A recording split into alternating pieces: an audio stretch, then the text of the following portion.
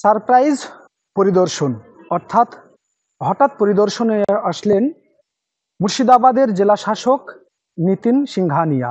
তিনি আসলেন Domkal super speciality হাসপাতাল, ডোমকল কর্মতীর্থ এবং ডোমকল এসডিও অফিসে।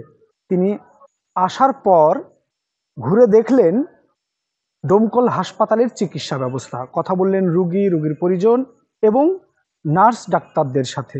কথা বলে তিনি যেটা জানিয়েছেন, হাসপাতালের মেডিসিন সংক্রান্ত কোনো সমস্যা নেই, তবে কিছু পরিকাঠামোর অভাব এবং ঘাটতি রয়েছে।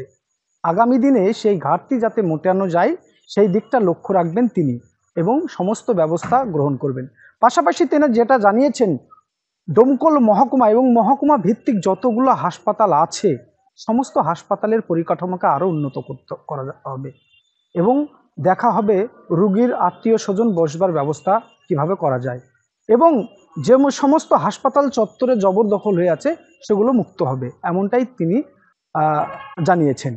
এখানে দেখতে পাচ্ছি আমরা কিছুটা ঘাটতি আছে, এমনি ঠিক আছে, ক্লিনলিনেস দিয়ে ঠিক আছে, আরও ক্লিনলিনেসের প্রয়োজন আছে এবং কিছু ইনফ্রাস্ট্রাকচারাল ইস্যুস আছে। অলরেডি একটা ডাইরেকশন দিয়েছি আমি, 10 লাখ টাকার একটা এস্টিমেট অলরেডি হাফ ডান হয়ে রয়েছে, সেটা ইমিডিয়েটলি করে যাতে কাজটা 3 মাসের মধ্যে হয় সেটা WBMSCLকে ডাইরেকশন দেওয়া হয়েছে। তার সাথে সাথে ওষুধপত্র কোনো ঘাটতি সেভাবে নেই। পেশেন্ট সার্ভিসেস, পেশেন্টের সঙ্গে কথা হলো পেশেন্ট পার্টির সঙ্গেও, পেশেন্ট সার্ভিসেস আর ওকে। আমরা আরও চেষ্টা করছি যেভাবে মাননীয় মুখ্যমন্ত্রী নির্দেশ দিয়েছেন যাতে হেলথ সার্ভিসেস আরও ইমপ্রুভ করা যায়।